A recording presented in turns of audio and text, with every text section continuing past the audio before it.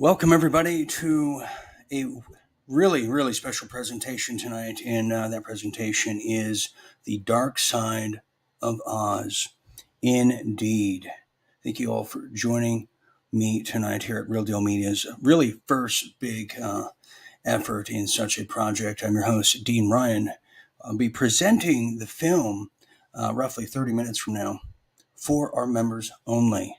So if you are joining us wherever you may be in the generalities of this world, well, we welcome you and we invite you to become a member to watch this incredible, really never before seen in the way that Real Deal Media does it, a very infused, very immersed type of film that is going to be The Dark Side of the Moon by Pink Floyd and Wizard of Oz, the 1939 classic, if you recall that one, a childhood memory for many and pretty much a cinematic classic to say the least. And it still rings true today. So we just welcome such a thrilling night wherever you are this evening as the holidays roll.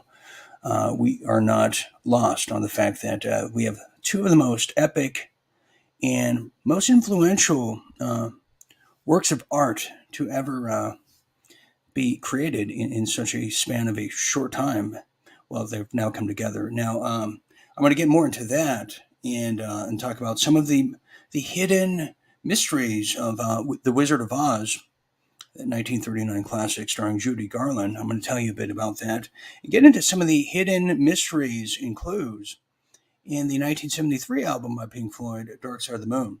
Very influential indeed, which, if you don't know, yes, this is how we are titling it, is a hidden fusion of fantasy and musical allure. Isn't that something? Musical allure. Yeah, you can't make this up. I mean, we tried. So anyways, and thank you, Pierre. You can take that off the screen now. Anyways, so we're going to get into this now. I want to bring a huge fanatic of Pink Floyd, a gentleman who is, well, you might know some of his writings here at Real Deal Media. He writes incredible articles, very detail-oriented. Indeed, that's what he's known for. That's Dirty Q, all the way from Australia. He's going to be joining us here tonight. Dirty Q, to a wonderful night here for Dark Side of the Oz. How are you doing this wonderful evening? Doing well, thanks, Dean. Thanks for having me along. I'm so excited. As you can see, I'm a little bit of a Pink Floyd fan. I had their whole collection and lost it. It got stolen.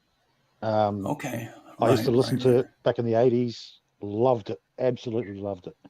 And loved it. Okay, well, I want to get into that and some of the anomalies about the movie and the album. But, before we get started and we get into the details and the ingredients of it is, when I approached you about this very, let's just say, left field of a movie night I wanted to do, because tonight is Real Deal Media's Night at the Movies, I didn't want to just watch a Christmas movie or do something out of the ordinary, didn't I? And I said to you, and I came to you, I said, what do you think about the idea of doing Dark Side of the Oz, of which I've coined it? And what were your initial thoughts on that? And what can you tell people what this truly is from your point of view? well, after I stopped running around in circles going, yeah, my initial thoughts were, oh man, I've got to look back into it because I've forgotten so much.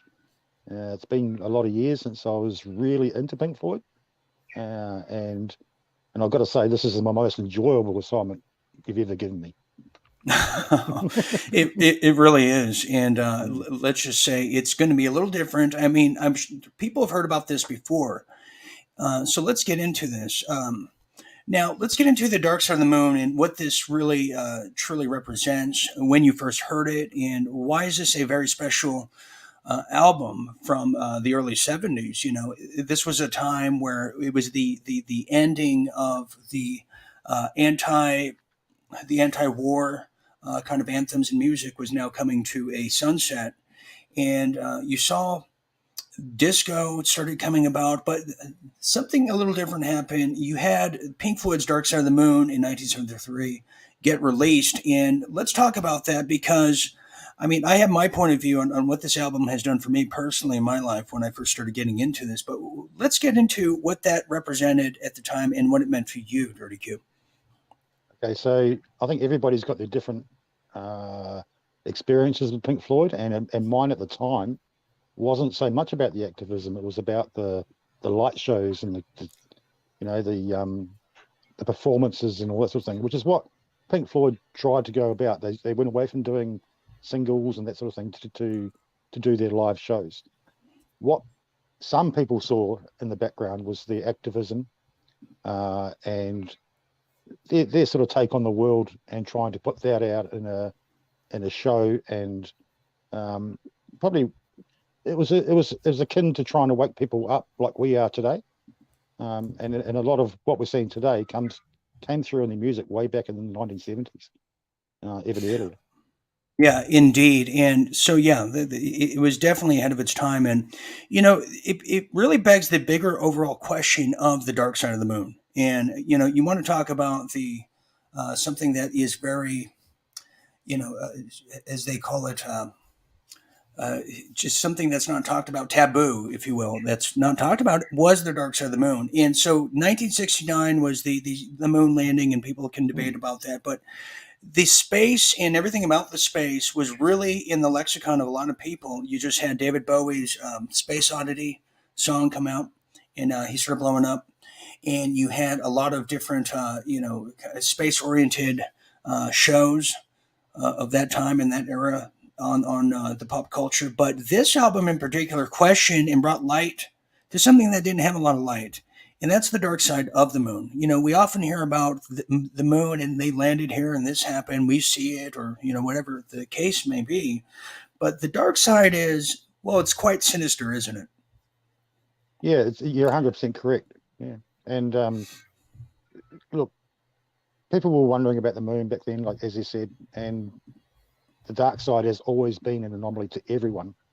Uh, and I think at that time, when like as you just said, I couldn't agree with you more. As space travel was, well, moon travel was coming to the fore, um, people were exploiting that in the music industry, and I think Pink Floyd nailed it when they sort of had the correlation between the unknown and what should be known. If you get what I mean. Yes, and I also would add too, it's really the first time that a concept album was really attempted since the Beatles did the Abbey Road and Sergeant Pepper. So this was a very hefty take on doing such a concept album. And what I mean concept is you had at the time with Abbey Road and this particular album, it all blended into one, and there was an overall theme. Now, at the time they were very ahead of their time in the recording industry, in the recording booth rather. They were using new kinds of multi-track recordings, tape loops, analog synthesizers. Just for all you musicians out there, just imagine if this was all brand new and this album came out and we were back at that particular year. This would be equivalent to some of the most newest technology in music advancements today. Imagine that back then. Okay, so now let's get into. I want to get into Wizard of Oz here, because and we'll divvy back to Pink Floyd's Dark Side of the Moon. Now, when I think of Wizard of Oz, I don't know about you, but I grew up. We've all watched it, we've seen it. We all know the song "Somewhere Over the Rainbow." I think it's a standard classic. Judy Garland was really that first it girl in the industry. But there's a lot of mystique and a lot of what someone deemed darkness to it, just like the dark side of the moon. Is there not? I mean, because there's a lot more than we know that went into that film than the average eye could see, isn't there? Yeah, sure, absolutely, and this is the art of putting out to the masses the truth and the enlightenment, shall we say? And it's the background story behind these movies that really shows the insight that these people had as musicians, getting it out to the world. No, it's true. I mean, this was a movie that was an adaptation of an early book from the early 1900s. You might have read it or not. I mean, you had Alice in Wonderland getting adapted at the time, but this was one of the first films, everybody, that really went color in 1939. Now, think about that. You're in the height of the Great Depression. This is before World War II, and the United States got involved in that. And you have this huge budget at the time for Wizard of Oz. You had a young starlet named Judy Garland. And it was directed by the same production people that were behind the Gone with the Wind film, which was very tumultuous at the time. Now making this film, which is fantasy storytelling, it had a musical score, memorable characters that it's timeless. So, but there's a lot of hidden meaning into it in that particular film. You talk about the Yellow Brick Road, the Wizard. Some would say MK Ultra experiments have been, use that as their focal kind of synopsis for certain people. You want to add to that, Dirty Q, because there's a real big correlation, which we're going to get to here in a minute. But go ahead, share your Wizard of Oz thoughts on that one. I'm just thinking, like, when does it's a story being told become reality? Where's the line? In the Wizard of Oz, it's blurred because you've got uh, basically two aspects to, or two perspectives of the Wizard of Oz. You've got the kids movie, which is just all about a tin man and a lion and right going about their business. But then you've also got a different perspective where there's these hidden meanings behind these things, which most of the world has picked up on. And I think what you're alluding to is that there is there's been a correlation drawn between the Dark Side of the Moon and the Wizard of Oz, where they seem to have some sort of synchronicity. They do, because there's some sinister elements to it. All this, both of these type of topics. For instance, I totally forgot about it, but who remembers, everybody, the one of the Oompa Loompas in the movie of Wizard of Oz that was caught hanging like upside down, and I remember hearing about this, and I watched the movie, replayed it again, and if you look ever so slightly, you can find it and see it in the background. And now, am I crazy, or is this kind of just folklore and kind of a mystique rumor started by some industry, figureheads, if you will? Yeah, so the makers of the movie say that wasn't actually, excuse me, it wasn't actually a ghost or anything in the movie. It was actually just a bird spreading its wings. Well, Okay. I feel much I don't know better if now. I don't know if you've seen it, Dean. Oh, you just said you have seen it. Yeah, It's in the it's been a eye while. of the beholder, I believe. Eye of the Beholder, yes. Eye of the Beholder, indeed. And so, yeah, that was one of the things that people have said. And, you get into the greater folklore of Wizard of Oz. What is what is the analogy here? What does the symbolism entail? That there is a man behind the Plato's cave, if you will. There's some kind of correlation between the two of the gatekeepers of society, the Wizard of Oz, the elite, which is just one little tiny little man who has just entire cities and societies worshiping him. Because if you recall in the movie, you see the big smoke and the big, the overly grandiose features of what this so-called wizard would be. And then if you recall, or if you look at our screen right now, no, that's the wizard right there. Hmm. Yeah, the little guy who looks like Rip Taylor just poking his head out of the little starfish there. But do we see the analogy here? So, okay, now we just have about 10 minutes left, and I want to get to some other things here. So let's Can I get just back to. make one point before you Okay, do move please on, go Dean? ahead. Go ahead. In 1977, Pink Floyd put out the Animals and the Animal Farm, and that is pretty much spot on the same as what you're talking about with the Wizard of Oz. It's about the dogs, the sheep, and the pigs. Right? And the pigs are the people at the top running the world. The dogs are the DOJ going after everybody, thought police like Orwellian thought police, and then you've got the sheep, obviously, are the people. So it's the same but different. You know what I mean? It's one was a kids movie, one is good music. No, I definitely agree. I definitely agree to that notion. Okay, so let's get back to Dark Side of the Moon here. Okay, so Roger Waters Well, let me explain my take on this. Is I caught wind of this, this majestic fusion, this new discovery, probably in the late '90s.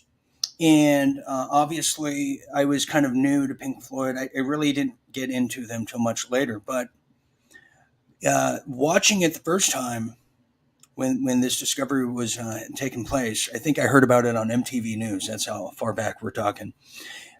It was chilling. It was very chilling, and I said, "Oh my God! I mean, how could you not? How could you not see that Roger Waters, who wrote the Pink Floyd's album, there's an obvious correlation. He obviously wrote the album in sync with the movie." And is that what you heard too over there in Australia too? I mean, I would imagine that you were a disbeliever like myself way back when this rumor started. Well, I'm going to actually have a confession here, and I didn't realize the synchronicity between the two until recently, when I started looking into all this. Um, uh, Look, I think it'd be incredibly difficult to write an entire album on and have that overlay another movie. I mean, how do you do that? They've got their songs already written, um, and to put them together in some way, it's just going to follow that movie. I think that's incredibly difficult. And Roger Waters has actually said that it's a coincidence. It's a cosmic coincidence. I don't know. I think it's a very, very big cosmic coincidence. And Yes, they one of those, have. And to add to your point, Dirty Q, you have the members, David Gilmour, who's the lead guitarist and probably the voice you recognize in Pink Floyd. He's even said, his opinion says the following quote: "Some guy with too much time on his hands had this idea of combining Wizard of Oz and Dark Side of the Moon." He's talking about me and Dirty Q, obviously. We've had a lot of time to do this.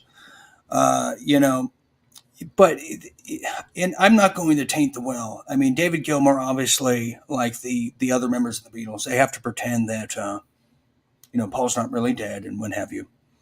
That was just a little rumor, but Roger Waters has denied it. Now, you brought something up to me in the green room earlier before we went live. You said that Tavistock has an influence or had an influence on Pink Floyd. You want to expand on that? Because I mean, if I had a dime and a nickel for every time I've heard Tavistock and some British rock group from that era, I mean, hmm. I could probably buy probably buy the Dark Side of the Moon myself and live there. But what's your take on that? Because it's quite Okay, thrilling.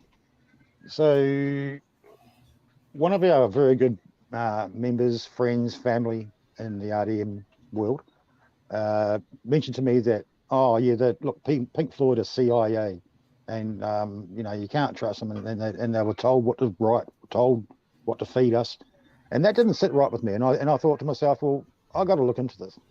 So I spent the next probably 4 hours trying to find anything I could on Tavistock and Pink Floyd in the same sentence. Couldn't find anything. I could not find anything. You can find the Beatles, you can find the Rolling Stones, other bands, you can find links in that. I cannot find anything to do with Pink Floyd. And the other thing that makes me doubt that is um, all the activism that they've done. Uh, and I know the Beatles were sort of known for a little bit of activism, a little bit of stuff in the lyrics, but look at Pink Floyd's music. It's it's it's full of it, and it has been right from the word go, and right up until present day. And I mean, even now they're in activism against climate change. Bit of a disappointment, but it's still activism. Yeah, Um, it is. It yeah. is. So I I don't know mean, about Tavistock. I don't think so. well, let me just add to that. I think Roger Waters is a tremendous human being. I mean, this is a man who has called out the war crimes of certain countries. I don't want to necessarily say, look, I'm not going to say Israel here tonight. I'm not going to do that, but that's might have been one of the countries, and he's taken a hit for it. Yeah. He's really stuck up for the little guy. I don't know about this climate. Maneuver change or whatever you're referring to. I mean, maybe that's the case with the others, but it's certainly, he's been out there, and I hear the Tavistock now. we can make the same case about Wizard of Oz and what that has entailed. I mean, Judy Garland died in 1962, to my recollection, and it was a very off-putting of a death. What did she know? We look back at the 1930s and 40s. That time in Hollywood, you had Shirley Temples, you had Judy Garland's, and there was no Me Too movement or any of that going on, but they were passed around, and very, very nefarious men in Hollywood at that time, and oligarchs and bigwigs. So when we hear about Pink Floyd and all these different, the symbolism they're trying to project could be made the case. It can make I can make the case that Stanley Kubrick was doing the same thing by putting their symbolisms out there, so people would understand and may probably look into it. Because you can't just say, "Hey, go look into triangles," and you might find something. You know, so that's what it is. And by the way, people say, "Well, oh, are you guys Illuminati? Or you have Illuminati symbolisms in your real deal media stuff?" I'm like, I'm at the point where I say yes, and they told me to sacrifice you. So come here, come over here. I want to show you something. So I'm so sick of that, and I'm sure Pink Floyd are as well. Okay, so we just have a few minutes here now. Uh, Kind of in closing, what are some of your final thoughts here as we now venture into the land of Oz and the dark side of Oz? And what are you anticipating, Dirty Q? And what do you think the viewers are going to be in just a surprise of as we go into the fantasy Well, world here? well, a little birdie told me that there's been a lot of work done on this video, and it's going to showcase exactly what we're talking about and the synchronicity between the two. Uh, I for one cannot wait to see the movie, and I cannot wait to talk to the members about the experience, and we'll have a big discussion about it later. I think it's going to be great. Okay, we'll have a discussion later, and then we'll get into the history of the band as well, because I mean, this is just incredible. And kind of in a closing thought before my actual conclusion of it all is Pink Floyd is a huge influence on me as well as Dirty Q. In fact, I think that we did a duet to The Wall during Halloween. But for me personally, huge influence. David Gilmour of Pink Floyd is probably my favorite guitarist of all time, and the sounds, as he said, and the integrity and true musicianship of a band, I think, was well represented by Pink Floyd. So now, going into this now, people are going to see, maybe a lot of you out there have seen the Pink Floyd and Wizard of Oz fusion. Now, knowing me, as you know, Dirty Q, and many of you out there, I couldn't just replay something that's already been done. I had to tamper with it, and so what you're going to hear tonight is the actual full album with all the synchronicities of what the album is in sync in tune with. You're going to hear a remixed version of Dark Side of the Moon, some changes here and there of audio wise and soundtrack wise. But here's the kicker here is you're going to be hearing, in addition to all the remixes, the actual vinyl version of the album. You can hear the scratches and the real warm sound to it. Now, visually, you're gonna see the synchronicities, of course, but you're also going to see some incredible new works of art that I created for this very night, for this very incredible audience, and that's very induced with Pink Floyd, Wizard of Oz colors, kind of what the mood of the music represents. So there's a lot of new aspects tonight, and nobody's done this to my knowledge. But Dirty Q, I had to take up the challenge here and challenge myself for this because I just cannot As you sit do. well. Yeah, it's the end of the year, everybody. It's a holiday season, so that's what I think people can expect from this. There's some scary parts, of course. I mean, the Wicked Witch, but that's okay. There's a beautiful, beautiful sunset and a finish to this whole thing. So that's what I think people are going to get from this now. Okay, so here we go. Dirty Q, are you ready for this? Oh, I'm absolutely ready. I was Okay, born ready. so all right. Okay, so I just want to tell if people want to see this film now, if you want to see this film, you can join and become a member tonight, because we can't have this necessarily on the general, because we'll get taken down for all the reasons. It's me. All you got to do is join tonight still. We're going to end the broadcast here and go behind the Iron Curtain, but go to realdealmedia.tv/membership, and we will not be starting now. So, and I want to tell all the Real Deal members out there, if you're watching in the general areas, because we're on my Dean Ryan TV, or I think we're on Facebook. That's just a wonderful platform. Go to all the groups. Also, check your emails. You should have gotten a huge email with all the proper links to watch the entire full film with all of us together. So we'll give you some time to do that. So here we go. And, I don't have any snacks, Dirty Q. I'm just drinking wine right now. That's what I'm doing. So drinking wine. So, I'll have okay, to here go we find go. some myself. Yeah, we should all get some wine and just completely, other things too, but maybe I'll do that. All right, everybody. Thank you for joining us here tonight as a little warm up before we go into the dark side of Oz. Not even the moon. The dark side of Oz, as you heard it here. See you on the other So, side. see you on the other side, indeed. All right, until next time, for Dirty Q and all of us here at Real Deal Media, I'm Dean Ryan saying thank you for meeting us on the dark side of the moon. So, all right, everyone. Good night, and members, we'll see you soon. Hold tight. Hold the fort. Here we go.